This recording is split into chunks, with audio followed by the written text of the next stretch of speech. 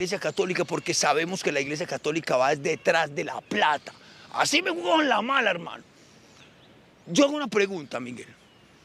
¿Usted cree que es justo pagar una misa de 300.000 pesos en el poblado por un hombre que se murió hace 6 años y que supuestamente con esa misa, con esa plata, transan a Dios, le mandan al neque de Dios y Dios hace que desde el purgatorio camine una cuadra antes de llegar supuestamente al infierno? Y que...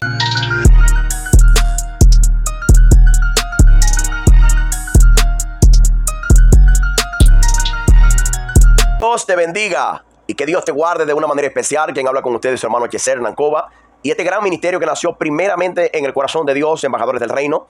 Para mí un placer estar una vez más con más un tema de la palabra de Dios, mis amados hermanos. Nuestro tema es así: ¿qué es una reforma?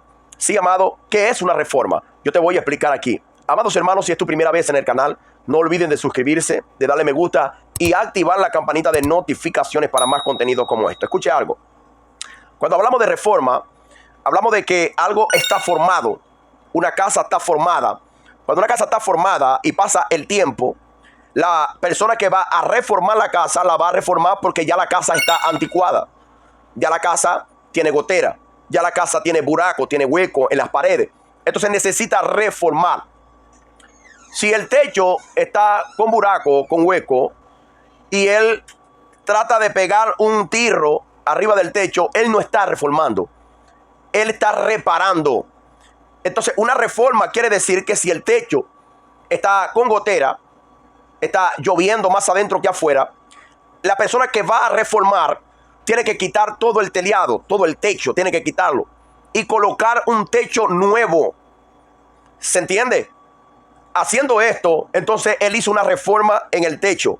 Se acabó las goteras, se acabó el problema. Entiéndase. Cuando hablamos de Martín Lutero, amados hermanos, en el año 1500, que él se rebeló en la Iglesia Católica, cabe notar una cosa muy importante. Nosotros debemos entender que Martín Lutero, todo el mundo dice que fue un reformador, pero antes de Martín Lutero, Dios le reveló al apóstol Pablo, y el apóstol Pablo tenía una vocación linda de reforma de acerca del evangelio, amados hermanos.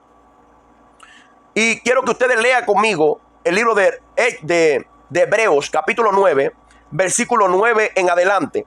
¿Por qué? Porque nosotros vamos a leer la palabra y vamos a entender lo que la Biblia o lo que el apóstol Pablo quería hablarle a aquellos creyentes. Escúchame bien. Martín Lutero, cuando hizo la reforma, hubo un problema serio. ¿Cuál fue el problema?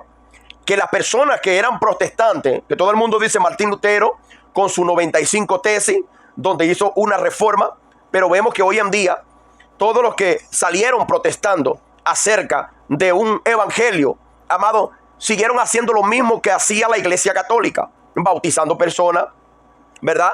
La Iglesia Católica vendía indulgencias, y cuando los protestantes salen de ahí, salen cobrando el diezmo. Entonces, ¿cuál es la reforma? Entonces no reformaron, lo que hicieron fue reparar. Yo no sé hasta dónde están llegando estos mensajes, pero necesitamos saber de usted si usted entiende más o menos lo que Dios nos quiere hablar en esta noche. Escucha aquí, el libro de Hebreos, capítulo 9, versículo 9 en adelante, dice de la siguiente manera. Escuche bien. Lo cual, versículo 9, capítulo 9 de Hebreos, lo cual es símbolo para el tiempo presente, según el cual se presentan ofrendas y sacrificio que no puede hacer perfecto en cuanto a la conciencia al que practica el culto. Versículo 10 dice: ya que consiste solo en comidas y bebidas de diversas abluciones y ordenanza acerca de la carne impuesta hasta el tiempo de reforma o hasta el tiempo de reformar las cosas. ¿Se entiende? Si usted leyó conmigo ese pasaje bíblico, capítulo 9, del versículo 9 y el versículo 10, está hablando de una reforma. Y venga conmigo para que entienda. Quien escribió esta carta fue el apóstol Pablo. Se la está escribiendo a los hebreos. En el año 67 fue escrita esta carta. Y él está recordando a esta persona el culto que ellos tenían antes de aceptar a Cristo. antes de Cristo venir y morir en la cruz del Calvario y a presentar la gracia para el pueblo de Israel y para todos nosotros que estamos escuchando el Evangelio.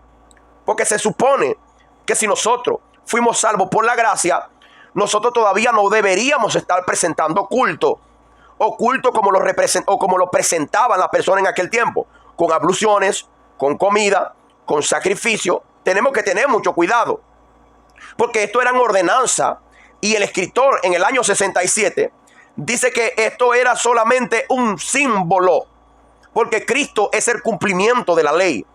En Cristo se cumple la ley y los profetas, los salmos, todo se cumple en Cristo.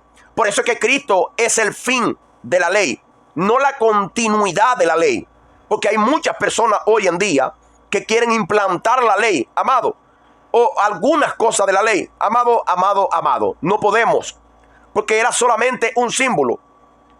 Entonces, si nosotros leemos el versículo 11, la misma palabra va a ir explicándose y dice: pero estando presente Cristo, sumo sacerdote de los bienes venideros, por el más amplio y más perfecto tabernáculo, no hecho de manos, es decir, no es de esta creación. Ahora aquí lo que está diciendo: en el primer culto que se hacía en la antigüedad, era un culto de sacerdotes, culto de sumos sacerdotes y de sacerdotes. Estaba establecido por la ley que los sacerdotes y los levitas eran los únicos que podían ministrar un culto. Pero llegando Cristo, el sumo sacerdote y sacerdote para siempre, eso de sacerdote se acabó. Aló, eso de sacerdote no sirve hoy en día, eso queda obsoleto. Entonces, ¿qué hacemos con la iglesia católica que todavía tiene sacerdote? Amado, eso tuvo un fin. Para eso Cristo se manifestó. Entonces, y para nosotros tener una noción de lo que yo estoy hablando aquí, amado, que mucha gente no entiende esto. Entienda, todo lo que está en la ley no sirve para la iglesia. Eso quedó obsoleto. La verdadera reforma es la que nosotros predicamos hoy en día, que nada de la ley puede ayudarnos a nosotros a subir al reino de los cielos, sino lo que Cristo hizo en la cruz del Calvario por nosotros. ¿Se entiende? Porque si nosotros establecemos la ley, tenemos que establecer abluciones, que son los bautismos, y bautismo no salva a nadie. Tenemos que representar el diezmo, y el diezmo no salva a nadie. Tenemos que representar los sacrificios de animales, y sacrificios de animales no salva a nadie. Tenemos que, hermano Hernán, la circuncisión no salva a nadie. Salva es Cristo a través de su sacrificio hecho en la cruz del Calvario. Entonces, hoy en día, amados hermanos, nosotros estamos convencidos de que Cristo es el cabeza de la iglesia. Hermano Hernán, en este tiempo hay pastores. Claro, en este tiempo hay pastores. Claro, hay un don pastoral. Pero si el pastor no está de acuerdo a la sana doctrina, ese pastor que no se vista, que no va, porque tiene que estar de acuerdo a la sana doctrina, tiene que estar de acuerdo a la palabra. Si él no está de acuerdo al evangelio, él no es pastor nada. ¿Se explicó? Entonces, entiéndase. No existe más esa. No, yo soy la cabeza de la iglesia es Cristo.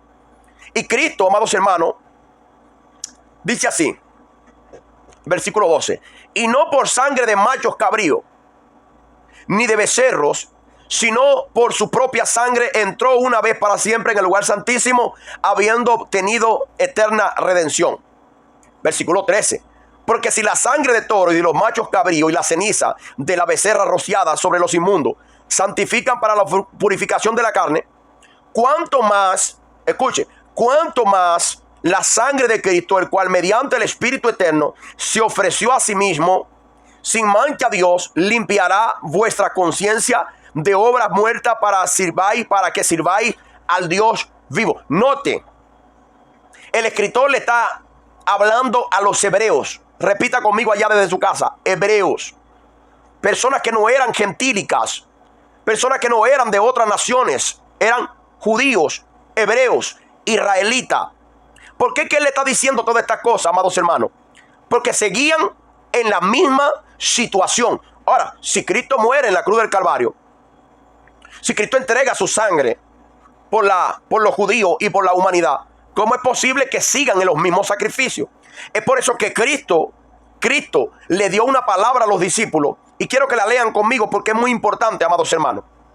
Escúcheme, Mateo capítulo 24, versículo de número 2. Mateo 24, versículo de número 2. Mira cómo dice, respondiendo Jesús, esta palabra Cristo se lo está dando a unos hebreos, a israelitas, a judíos que andaban con Cristo. Y Cristo todos los días estaba predicándole la palabra y ellos no entendían, como hay hoy en día hay mucha gente que no entiende.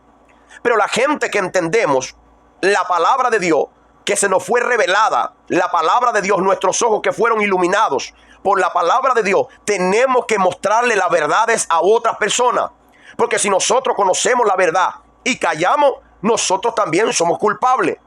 Nosotros no estamos vendiendo indulgencia. Nosotros no estamos cobrando diezmos. Nosotros no estamos mandando a las personas que se bauticen y si no se bautizan no van para el cielo. No, nosotros estamos diciendo que Cristo murió en la cruz del Calvario y Él es suficiente para salvarte a ti que me está viendo y para salvar este mundo que hoy está caminando sin rumbo.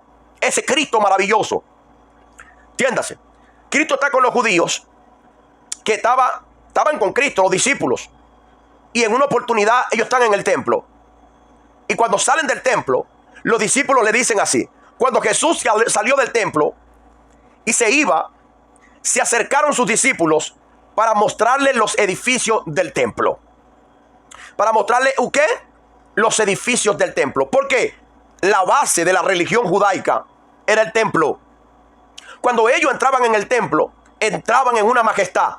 Ahora, el orgullo de todo judío es que tenía un lugar para adorar a Dios, pero Cristo le había dicho a la mujer samaritana en Juan capítulo 4 que llegaría la hora que ni en Jerusalén ni en Samaria adorarían al Padre, sino en cualquier lugar donde se encuentre un verdadero adorador que adore a Dios en espíritu y en verdad.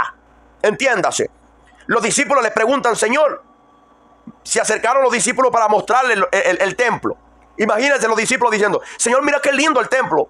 Mira qué lindo, maravilloso el templo. Presta atención. El versículo 2 dice, respondiendo él, les dijo, ¿veis todo esto? ¿Ustedes están viendo todo esto? De cierto os digo, que no quedará aquí piedra sobre piedra que no sea derribada. Oye, ¿será? ¿Por qué Cristo quería derribar el templo? Porque Cristo dio esa palabra a los discípulos, que no quedará piedra sobre piedra que no sea derribada. Porque el propio Cristo estaba en Jerusalén y la gente estaba enfocada en el templo. La gente estaba enfocada en la ley de Moisés. La gente estaba enfocada en los sacrificios.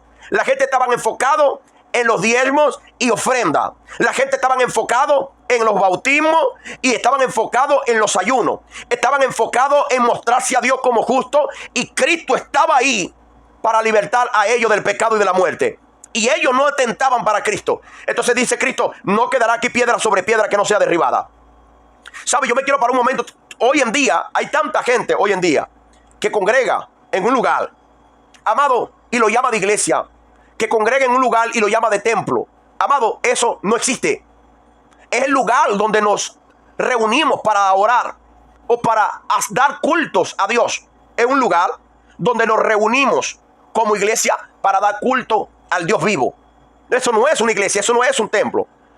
Primera de Corintios capítulo 3 versículo 16. Vosotros sois templo del Espíritu Santo. Y era lo que quería traer Cristo. Entonces Cristo dice, aquí no va a quedar piedra sobre piedra que no sea derribada. Entiéndase. En el año 67, cuando es escrita la carta de los hebreos, para los hebreos, amado, Pablo le está hablando, o el escritor le está diciendo, que el Antiguo Testamento, la ley de Moisés, lo viejo, lo que era antiguo, quedó para atrás. ¿Estás entendiendo? Que era un simbolismo. Pero cuando cayó el templo, hermano Hernán, el templo cayó 3 años después de haber escrito la carta el escritor a los hebreos. ¿Para qué? Para que no se siga haciendo más sacrificio, para que no se siga trayendo más diezmo, para que no se siga cumpliendo la ley de Moisés. Todos los que cumplen la ley de Moisés están bajo maldición. Entonces yo tengo que tener cuidado como creyente, porque me puedo estar encontrando haciendo cosas que no es para hacer, que no es el evangelio. ¿Estás entendiendo? Como por lo menos, por ejemplo, la Pascua. La Pascua es de la ley, amados hermanos. La Pascua es de la ley, no es Santa Cena, es Pascua. Y comienza en el capítulo 12 de Éxodo. Dios le da una orden a Moisés y le da una orden a Aarón, diciendo que ningún gentil podía comer de la Pascua, al menos que sea circuncidado o sea comprado por ellos como esclavo y circuncidado para volverse al judaísmo. ¿Está entendiendo? Entonces, entiéndase, si nosotros seguimos leyendo el libro de Hebreos, capítulo de número 9, versículo de número 13. Dice el 14. ¿Cuánto más la sangre de Cristo, el cual mediante el Espíritu Eterno ofreció a sí mismo sin mancha a Dios, limpiará vuestra conciencia de obras muertas para que sirváis al Dios vivo? Versículo 15. Así que por eso es mediador de un nuevo pacto. Aló. Cristo es mediador de un nuevo pacto, no de un viejo pacto. Si ustedes prestan atención, va a ver que la Biblia va a hablar claramente de lo que yo estoy tratando de explicarle.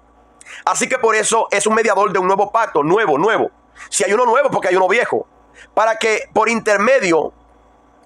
interviniendo la muerte, para la remisión de las transgresiones que había bajo el primer pacto, segundo pacto, los llamados reciban la promesa de la herencia eterna. Porque donde hay testamento, es necesario que intervenga la muerte del testador. Entonces Cristo muere para que el Nuevo Testamento tenga vigencia. El nuevo. Que mucha gente dice, Martín Lutero trajo una reforma, amado. Hoy en día la iglesia no está predicando el evangelio. Hoy en día la iglesia está predicando doctrinas mosaicas. Está predicando doctrina mosaica. La iglesia de nuestro Señor Jesucristo. Y nosotros no estamos llamados a predicar la ley de Moisés, a enseñar la ley de Moisés. Nosotros estamos llamados a aprender todas las cosas que la Biblia nos explica, pero no estamos llamados a guardar ley de Moisés. No estamos llamados para eso. Si alguien hace eso, amados hermanos, se está desligando de Cristo. Y Cristo es el primer reformador, amados hermanos, porque Él trajo un nuevo pacto y fue revelado al apóstol Pablo. Y el apóstol Pablo, cuando predicaba a los gentiles, no predicaba la ley de Moisés. ¿Se entiende? ¿Estamos ahí? No sé hasta dónde están llegando estos mensajes, pero lo estamos haciendo con mucho amor para usted, para que crezca en el conocimiento de la verdad. Nunca se olviden, pues, que Shalom es paz. Chao.